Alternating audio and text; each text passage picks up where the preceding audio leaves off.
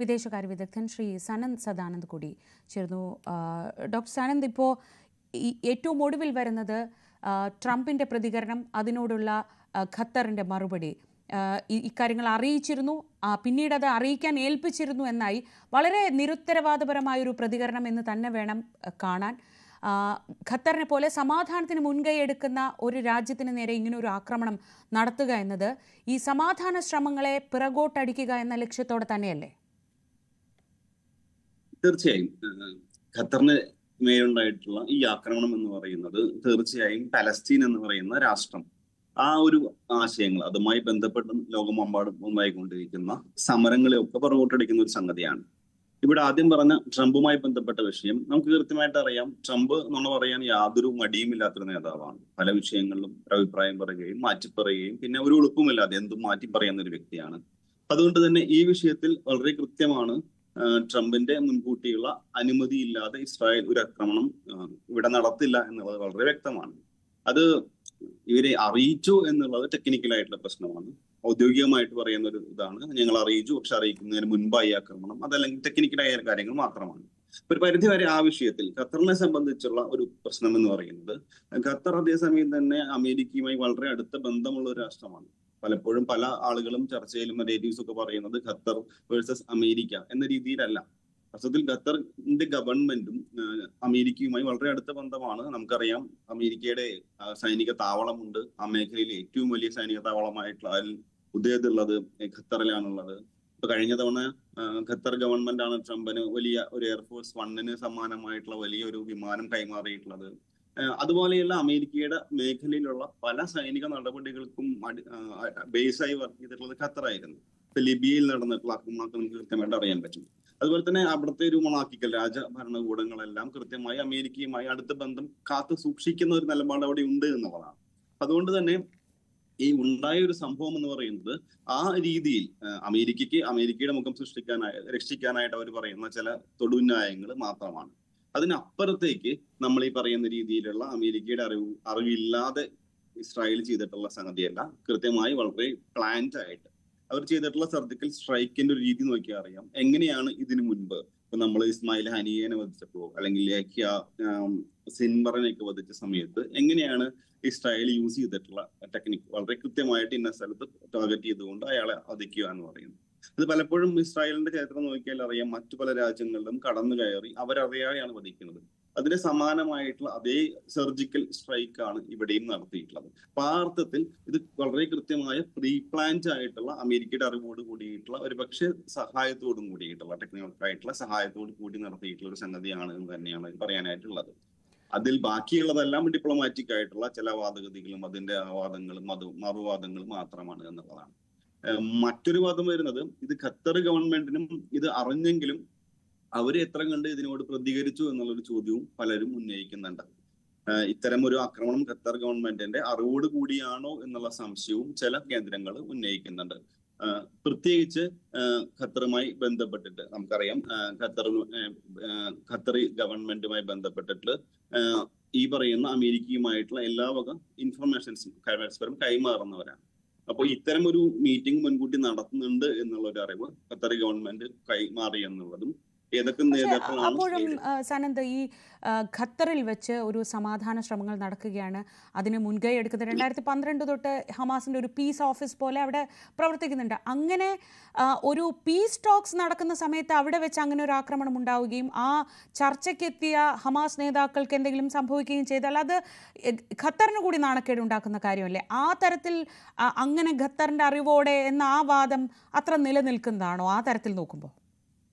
ഒരു തരത്തിൽ അത് കൃത്യമാണ്. കാരണം ഖത്തറിനെ സംബന്ധിച്ച് അവർ വിളിച്ചു വരുത്തിക്കൊണ്ട് അമേരിക്കയ്ക്ക് അല്ലെങ്കിൽ ഇസ്രായേലിന് അവരെ കാണിച്ചു കൊടുത്തു എന്ന രീതിയിലുള്ള വാദം ഒരു പരിധി വരെ വേണമെങ്കിൽ തള്ളിക്കളയാവുന്നതാണ്. പക്ഷെ ചില രീതിയിൽ നമുക്ക് പൂർണ്ണമായും ഖത്തറി ഗവൺമെന്റിന്റെ എല്ലാ വിഭാഗത്തിനും ഇത് അറിവില്ല എന്ന് പറയുമ്പോഴും അവിടെ ചില സംശയങ്ങൾ ഉദിക്കുന്നുണ്ട് എന്നുള്ളതാണ്.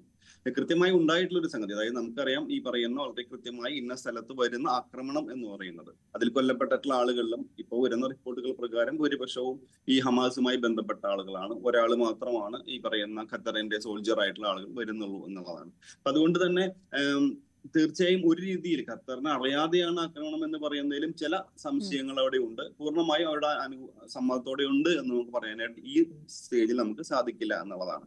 ഈ വെടിനിർത്തൽ ചർച്ചകളെ അതിനാണല്ലോ ഇവരവിടെ എത്തിയിട്ടുള്ളത്. ആ വെടിനിർത്തൽ ചർച്ചകളെ അല്ലെങ്കിൽ ഈ യുദ്ധത്തിനൊരു അവസാനം എന്നതിലേക്കുള്ള ചർച്ചകളെ ഇത് എത്രത്തോളം ബാധിക്കാൻ സാധ്യതയുണ്ട് ഇന്നലത്തെ ഈ ആക്രമണം? തീർച്ചയായും ഇത് ഇസ്രായേൽ, ഞാൻ ഇതിനെ നോക്കി കാണുന്നത് ഇസ്രായേലിന്റെ ഒരു ഗ്രാൻഡ് സ്ട്രാറ്റജിയുടെ ഭാഗമാണ്. ഇസ്രായേലെ ഈ കിട്ടിയ ഒരു അവസരത്തിൽ പൂർണ്ണമായും പലസ്തീൻ രാഷ്ട്രം എന്ന് പറയുന്ന ഒരു രാഷ്ട്രത്തിൽ തന്നെയുള്ള ഒരു ക്ലെയിം തന്നെ ഇല്ലാതാക്കുക എന്നതാണ് ബേസിക് ആയിട്ടുള്ള അവരുടെ ലക്ഷ്യം എന്ന് പറയുന്നത്. അതിന്റെ ഭാഗമാണ് 2 വർഷമായി തുടരുന്ന ഈ ആക്രമണങ്ങൾ എന്ന് പറയുന്നത്.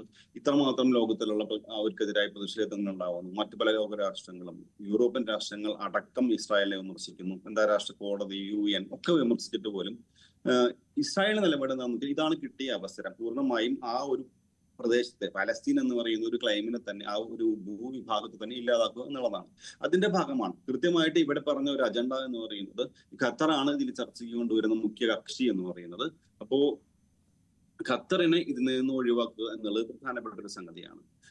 ആ ചർച്ചയ്ക്ക് തുരങ്കം വയ്ക്കുക എന്നുള്ളത് ഒന്നാമത്തെ പ്രധാനപ്പെട്ട ലക്ഷ്യം, സംശയമൊന്നുമില്ല. കാരണം ഖത്തർ പിൻവാങ്ങിക്കഴിഞ്ഞാൽ പിന്നീട് ഒരു കക്ഷിയോടെ വരുന്നില്ല എന്നുള്ളതാണ്. പിന്നീട് പറയുന്ന ഈജിപ്ത് ആണെങ്കിലും ടർക്കിയൊക്കെ ആണെങ്കിലും അത്ര മേജർ ആയിട്ടുള്ള ഒരു സംഗതിയല്ല. ഖത്തർ അറിയപ്പെടുന്നത് മിഡിൽ ഈസ്റ്റിലെ സ്വിറ്റ്സർലൻഡ് എന്നാണ്. എന്ന് പറഞ്ഞു കഴിഞ്ഞാൽ മീഡിയേഷന് പ്രാധാന്യം കൊടുക്കുന്ന ആ രീതിയിൽ ഒരു ചർച്ചയ്ക്ക് ആതിഥ്യം വഹിച്ചിട്ടുള്ള ക്രെഡിബിലിറ്റി ഉള്ള ഒരു രാഷ്ട്രം കൂടിയാണ് ഖത്തർ എന്ന് പറയുന്നത്.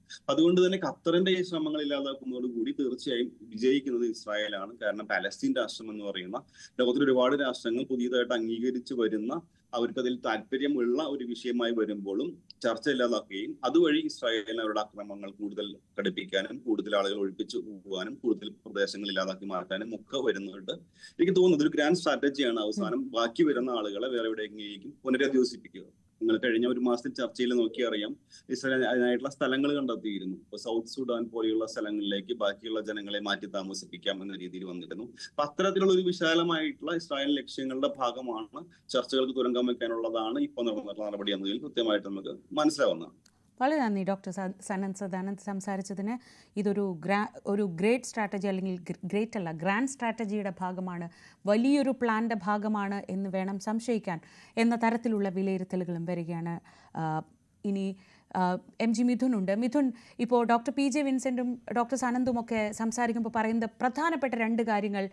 അമേരിക്കയുടെ അറിവില്ലാതെ ഇത് നടക്കില്ല. രണ്ടാമത്തെ കാര്യം, ഖത്തറും ഇക്കാര്യത്തിൽ അറിവുണ്ടായിരുന്നു.